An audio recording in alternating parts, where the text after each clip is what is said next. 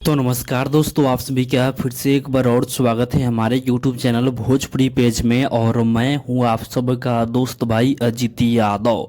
दोस्तों ये देखिए खेसारी लाल यादव जी का ये नया लुक। जी हाँ दोस्तों, बता दें कि खेसारी लाल यादव जी का ये नया लुक सोशल मीडिया पे काफ़ी ज़्यादा तेज़ी से वायरल हो रहा है।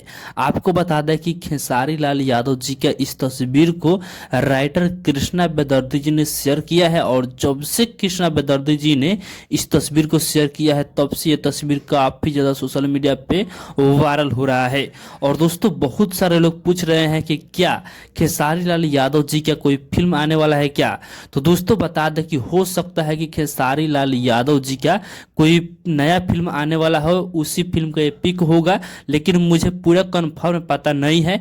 जो कि इस तस्वीर में आप लोग देख सकते हैं कि खेसारी लाल यादव जी कमांडो वाला लुक में दिख रहे हैं। और बॉडी तो आप लोग जानते ही हैं कि भोजपुरी इंडस्ट्री में खेसारी लाल यादव के जैसा बॉडी किसी का है ही नहीं।